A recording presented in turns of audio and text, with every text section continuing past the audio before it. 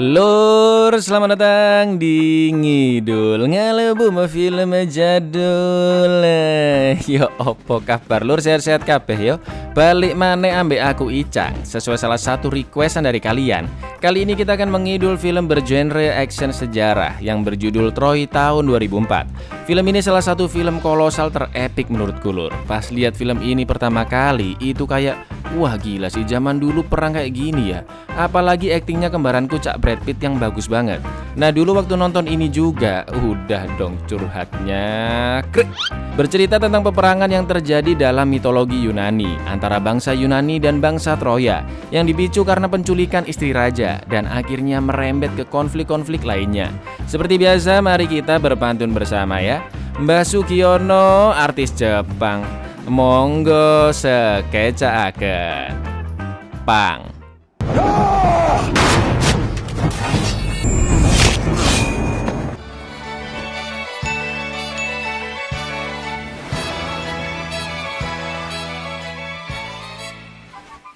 3200 tahun yang lalu, selama puluhan tahun, Raja Mesini yaitu Agamemnon berhasil membuat hampir seluruh daratan Yunani menjadi sekutunya. Hanya kerajaan Tesali yang belum dia tundukkan. Saingan terkuat Yunani adalah kerajaan Troya, dan Agamemnon berambisi untuk menguasainya. Yunani memiliki satu pasukan paling kuat bernama Achilles, tapi Achilles tidak pernah tunduk kepada Agamemnon. Hari itu lagi-lagi pasukan Agamemnon akan berperang dengan kerajaan Tesali untuk benar-benar menguasai seluruh daratan Yunani. Tapi karena mereka sudah sering berperang dan banyak prajurit tewas, Agamemnon membuat kesepakatan untuk menduelkan prajurit terbaik mereka. Jika Tesali menang, Agamemnon tidak akan mengusik wilayah Tesali lagi. Tapi jika Agamemnon menang, Tesali harus tunduk kepadanya. Raja Tesali memanggil Boagrius, prajurit terbaiknya dengan tubuh berukuran raksasa. Agamemnon pun memanggil Achilles, tapi dia tidak ada di dalam pasukan. Karena ternyata Achilles habis berhasil oleh dengan dua mbak-mbak.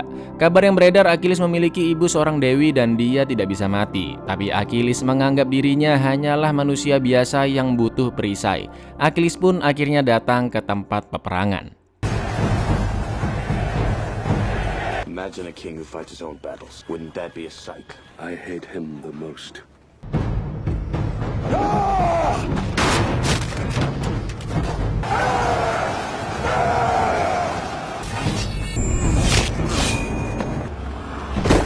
Sedap sekali tusuk langsung moncrot.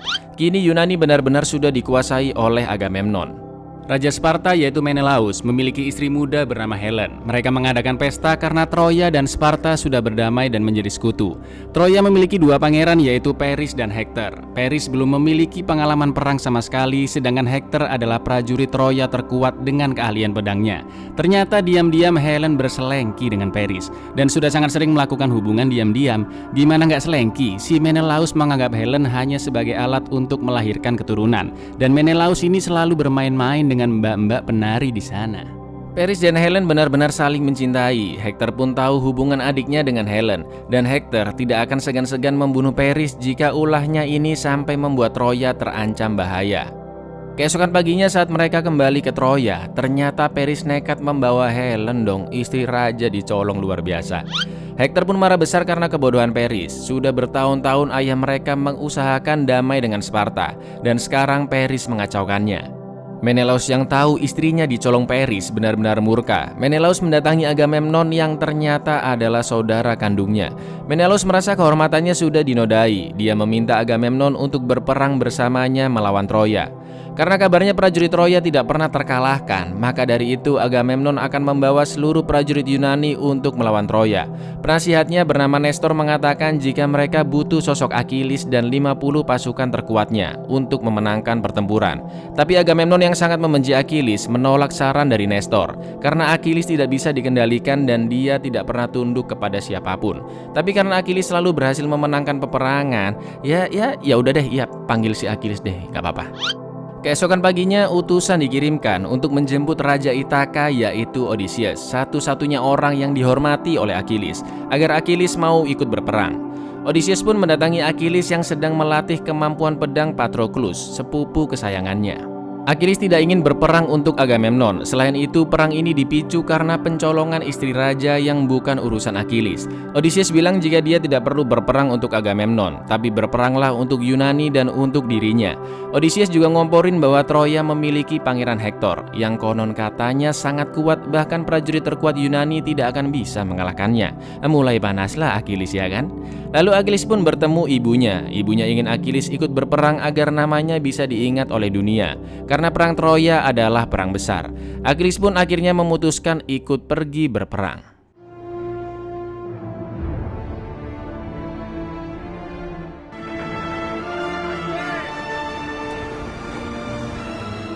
Di kerajaan Troya, Priam sang raja Troya sekaligus ayah dari Hektor dan Paris menyambut kedatangan mereka serta calon bini dari Paris.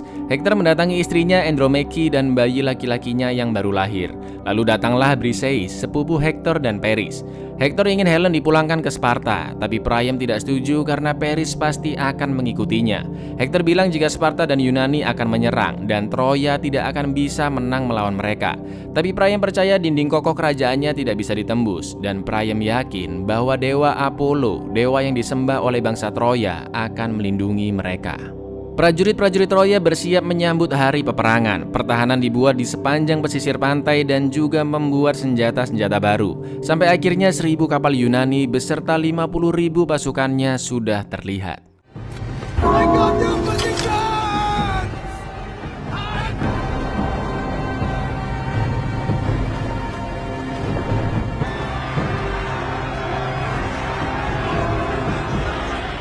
Kapal Achilles dan 50 pasukan terkuatnya sudah mendahului ribuan kapal di belakangnya. Mereka akan menyerang duluan tanpa mengikuti perintah Agamemnon. Ini lo baru cowok bro ini bro.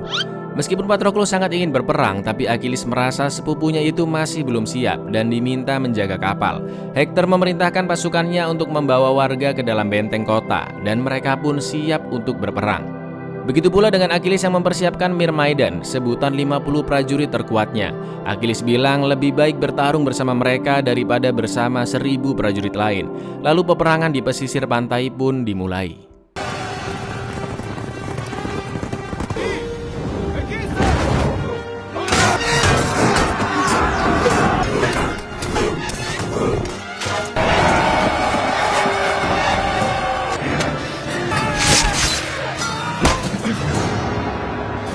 Tanpa bantuan 1.000 kapal, Myrmidon berhasil membunuh banyak pasukan Troya dan mereka dipukul mundur kembali ke kota. Terlalu OP Myrmidon ini lur.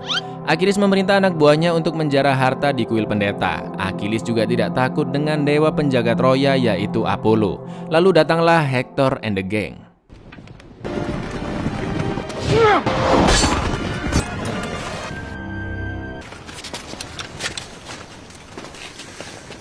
Pasukan Hektor yang masuk ke kuil langsung diserbu pasukan Achilles. Hektor menantang Achilles bertarung karena pendeta kuil yang tidak membawa senjata sudah dibunuh.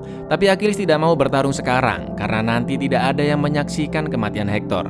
Seluruh pasukan Hektor sudah dibantai. Achilles membebaskan Hektor dan mengusirnya dari sana.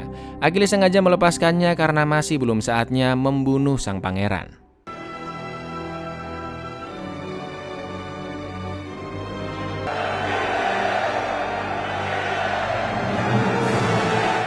Tangan kanan Achilles bernama Eudoros menunjukkan Briseis yang ditangkap para prajurit di kuil. Siapa tahu ya kan, Achilles bisa bersenang-senang dengannya. Briseis nggak terima Achilles membunuh para pendeta Apollo, tapi ternyata Achilles selama berperang tidak pernah membunuh pendeta satupun. Dengan kata lain yang membunuh adalah anak buahnya. Prajurit-prajurit Yunani membuat benteng di pesisir pantai, lalu raja dari berbagai wilayah di Yunani memberikan hadiah ke Agamemnon atas keberhasilannya menguasai pantai Troya. Padahal kan itu berkat pasukannya Achilles. Lalu mereka semua diminta pergi karena Agamemnon ingin berbicara empat mata dengan Achilles. Agamemnon menegaskan bahwa para raja tidak akan tunduk di hadapan Achilles. Dan nama yang akan dikenang sejarah bukanlah Achilles yang hanya seorang prajurit, melainkan raja dari segala raja, aka dirinya sendiri lur. Agamemnon semakin memanas-manasi Achilles dengan mengatakan akan bersenang-senang bersama Briseis. Dan entah kenapa Achilles berusaha melindunginya. Achilles sudah muak dengan Agamemnon. Dia berjanji sebelum mati, dia ingin tersenyum melihat mayat Agamemnon. Kerajaan Troya berduka atas kematian banyak prajuritnya. Para pendeta dan bangsawan yakin dinding Troya tidak akan bisa dilewati dan mereka akan memenangkan peperangan. Karena mereka punya pemanah-pemanah hebat dan juga Hektor, prajurit terbaik Troya. Tapi Paris tidak ingin perang dilanjutkan karena dia yang memulai masalah ini. Maka besok pagi dia akan mengajak duel Menelaus untuk mendapatkan Helen. Paris mengatakan cintanya kepada Helen sama seperti ayahnya mencintai Troya. Priam pun memberikan pedang bersejarah Troya untuk pertarungannya nanti. Andromache tidak ingin kehilangan Hektor karena tujuan Yunani bukan untuk mengalahkan Paris melainkan Troya dan membunuh Hektor sebagai prajurit terkuat di sana. Ketika Hektor akan menemui Paris, dia melihat Helen yang akan kabur. Helen ternyata ingin menyerahkan diri ke Menelaus karena sudah banyak orang yang tewas karena dirinya. Tapi Hektor menghentikannya karena perbuatan itu sia-sia. Agamemnon dan pasukannya akan tetap menyerang Troya. Keesokan paginya prajurit Yunani bersiap untuk berperang, tapi Achilles tidak ingin pasukannya ikut ke sana, sampai Agamemnon memohon kepadanya untuk ikut berperang. Para prajurit Troya sudah bersiap, Paris sudah sangat yakin dengan keputusannya, dan Priam tidak menyalahkan Helen atas kejadian ini, karena semua yang terjadi adalah kehendak dewa. Lalu tiba-tiba...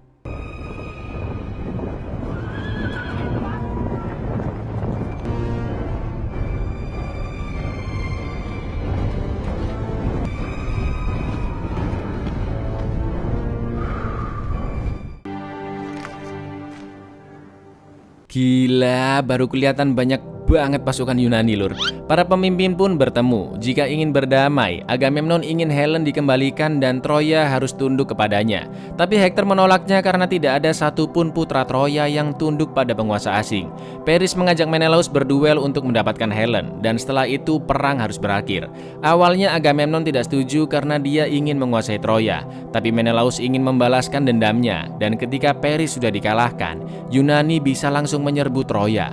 Duel pun akhirnya dilakukan.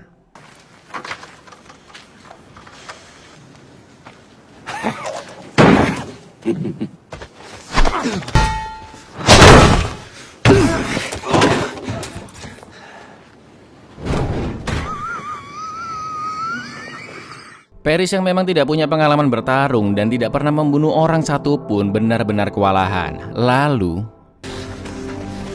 Fight me! You can't!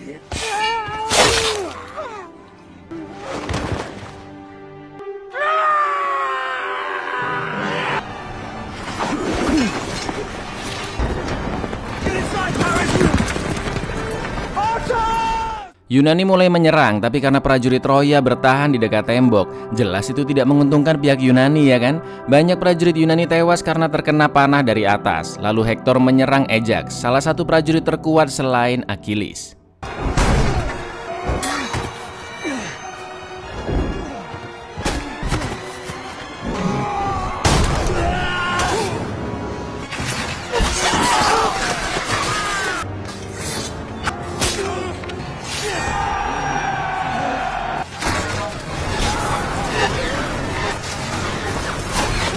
Karena semakin banyak prajurit Yunani yang terbunuh, Agamemnon pun memutuskan untuk mundur. Back to the ships! Back to the ships!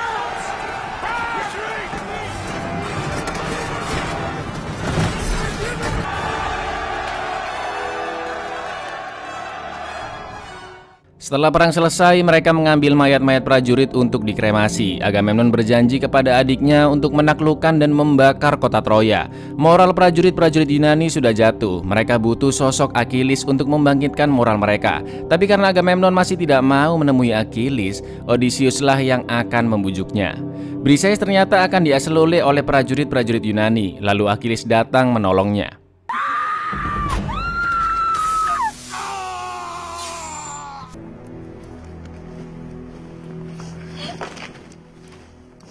Achilles memberikan pandangannya ke Briseis bahwa tidak ada yang namanya dewa. Lalu ketika Achilles tidur, Briseis berniat akan menggorok lehernya. Achilles pun tidak melawan karena dia percaya semua orang pasti akan mati. Nah terus, tiba-tiba mereka berasal-loli dong. Dan sejak saat itu tanpa disadari mereka saling jatuh cinta. Keesokan paginya Odysseus membujuk Achilles untuk ikut berperang karena prajurit-prajurit Yunani benar-benar membutuhkan sosoknya. Tapi Achilles tetap memutuskan untuk pulang besok pagi. Di Troya, para pendeta dan bangsawan menyarankan untuk segera menyerang Yunani karena moral musuh sudah hancur. Meskipun Hektor menahan ambisi mereka karena pasukan Achilles tidak ikut berperang sebelumnya, tapi Priam lebih mempercayai perkataan para pendeta yang meramalkan kemenangan bagi Troya. You're confident about the meaning of these omens? The desecration of his temple. Prepare the army, we attack at daybreak. Father, we're making a mistake. Achilles terbangun dari tidurnya karena mendengar sesuatu. Ternyata Troya menyerang saat pagi buta. Prajurit Yunani langsung bersiap untuk berperang, tapi Troya sudah menang start.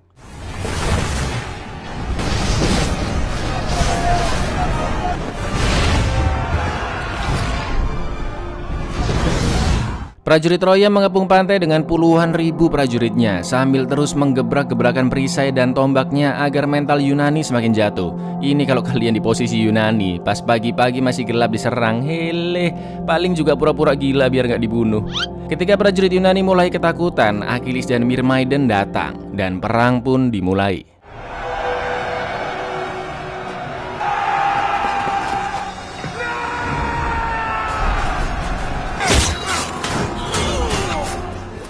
Sampai akhirnya Achilles dan Hektor bertarung. Semua prajurit menyaksikan duel mereka, yang ternyata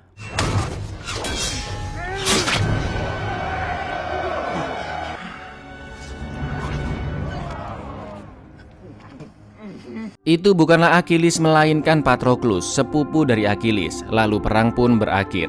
Achilles ternyata masih ada di dalam tenda. Ketika Achilles tahu sepupunya Patroclus tewas, Achilles benar-benar marah dan tidak terkontrol. Pakai R. Achilles pun mengkremasi Patroclus dengan penuh rasa dendam di dalam hatinya. Hektor memberitahukan Andromache jalan tembus menuju ke Gunung Aida, tempat yang aman untuk kabur, dan Andromache harus membawa warga sebanyak yang dia bisa. Hektor memberitahukan ini untuk berjaga-jaga jika nanti Yunani sudah menyerang dan dirinya akan mati, karena Yunani pasti akan datang untuk membunuh semua orang dan bahkan menjadikan para wanita sebagai budak. Sejak kekalahannya saat duel, kini Paris berlatih memanah.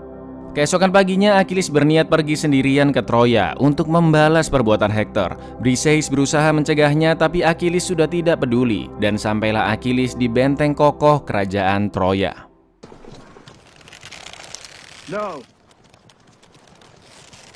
Hector! Hector! Sedap, ini loh baru namanya mental. Sebelum berduel, Hektor meminta maaf atas semua kesalahan yang selama ini diperbuat ke ayahnya dan mengucapkan salam perpisahan ke Paris. Lalu Hektor mencium anak dan istrinya tercinta.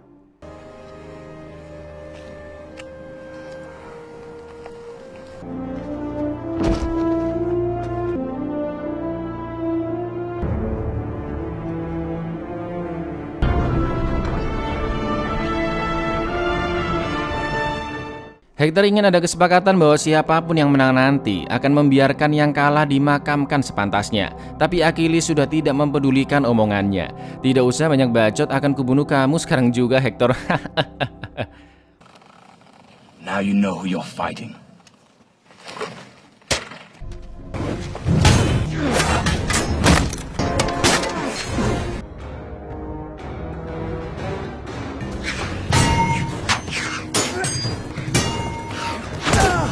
Di sini scene paling epic lur, pembuktian dua prajurit terkuat. Awalnya mereka bertarung seimbang, tapi Achilles akhirnya menguasai pertarungan dengan mudahnya. Sampai akhirnya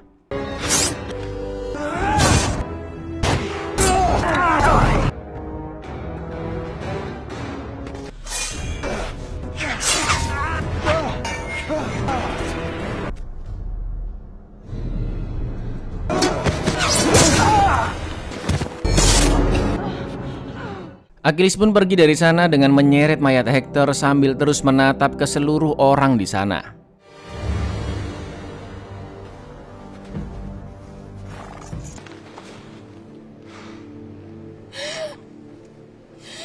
Malam harinya Priam menyelundup masuk ke tenda Achilles. Priam memohon agar mayat anaknya dikembalikan padanya untuk dimakamkan secara layak. Achilles sudah merampas nyawa anaknya dan beruntunglah ayah Achilles yang sudah tewas ketika Achilles masih hidup, tidak seperti dirinya yang menyaksikan kematian anaknya sendiri. Priam ingin Achilles membiarkan dirinya memandikan, mendoakan dan memakamkan anaknya. Meskipun mereka tetap menjadi musuh, tapi musuh juga harus menunjukkan rasa penghormatan. I admire your courage. Meet me outside in a moment.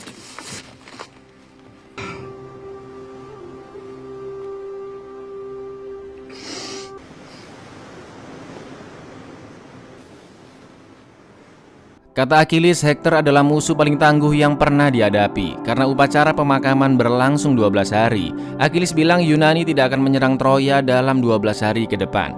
Briseis kini dibebaskan oleh Achilles dan sebuah kalung diberikan kepadanya. Achilles pun memuji Priam bahwa dia adalah raja yang jauh lebih baik dibandingkan raja Yunani alias Agamemnon, dan upacara pemakaman Hector pun dilaksanakan.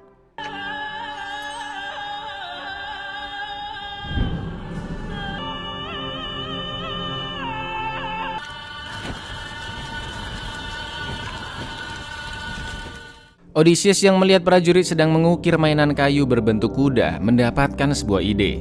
Lalu Sin berganti ke Achilles yang meminta maaf ke Eudorus karena sudah memukulnya. Achilles ingin Eudorus membawa pasukan Myrmidon pulang ke rumah dan tidak terlibat perang, sedangkan Achilles harus tetap melakukan pertarungannya di sana. 12 hari kemudian, tiba-tiba prajurit Yunani sudah pergi dari pantai dan hanya ada patung raksasa berbentuk kuda di sana.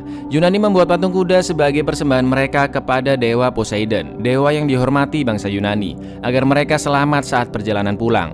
Dan kuda ini sengaja diberikan ke pihak Troya sebagai hadiah. Paris ingin patung itu dibakar, tapi para pendeta yang mengagungkan dewa tidak ingin mereka kualat karena menghancurkan persembahan untuk dewa. Priam pun memutuskan membawa patung itu ke Troya.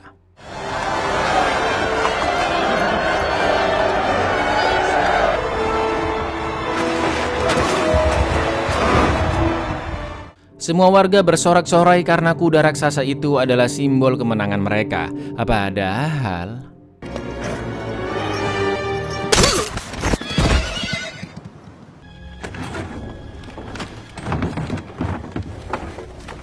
prajurit Yunani tidak kabur begitu saja. Sebagian prajurit sembunyi di dalam patung dan diam-diam membunuh para penjaga yang tertidur. Lalu gerbang pun dibuka dan puluhan ribu prajurit Yunani menyerbu Troya saat pagi buta.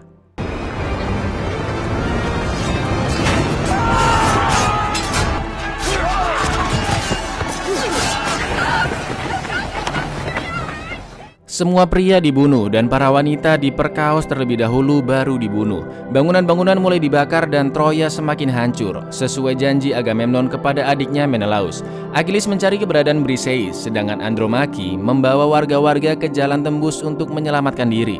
Tapi Paris tidak bisa ikut karena dia harus melindungi ayahnya dan mencari Briseis. Paris memberikan pedang Troya ke seorang anak muda. Dengan pedang itu, rakyat Troya masih memiliki masa depan. Paris pun harus berpisah dengan Helen. Yunani sudah sampai di pintu kerajaan dan akan menerobos masuk.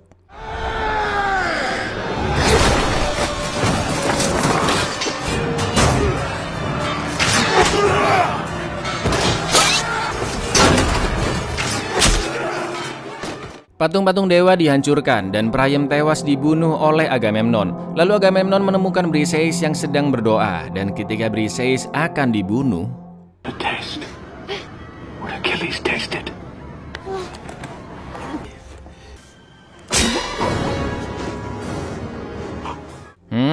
Mampus. Para prajurit pun akan membunuh Briseis, tapi Achilles datang menolongnya. Dan yang terjadi,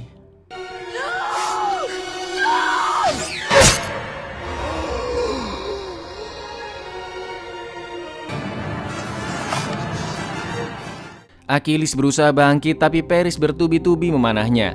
Achilles yang sudah sekarat berkata bahwa Briseis telah membawa kedamaian di dalam dirinya. Achilles pun akhirnya tewas.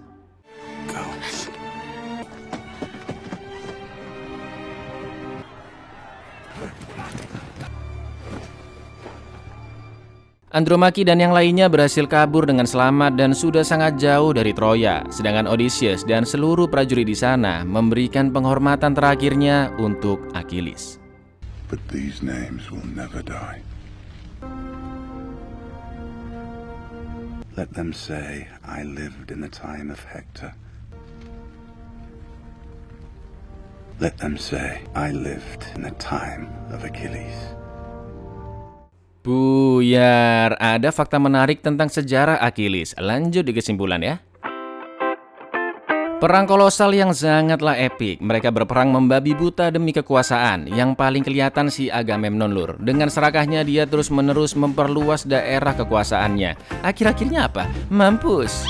Berkali-kali juga disinggung tentang rasa kemanusiaan, patriotisme, harga diri, dan kepercayaan terhadap dewa yang malah berujung petaka. Strategi penyerangan kuda Troya yang penuh tipu muslihat ini sangat terkenal. Sampai-sampai nama virus Trojan mengacu ke mitologi tersebut. Dan menurut mitologi Yunani, Achilles memang bisa hidup abadi. Karena dulu ibunya Thetis, nggak pakai es, mencelupkan tubuh Achilles ke sungai keabadian. Sayangnya tumit Achilles tidak terkena airnya. Dan itulah kenapa kekuatan Achilles menghilang ketika tumitnya terkena panah dari Paris. Seru juga ya mitologi Yunani lur. Ya wis, aku Icang undur diri, matur nuwun dan say no untuk mencolong bini raja, but say yes untuk klik subscribe di bawah ini.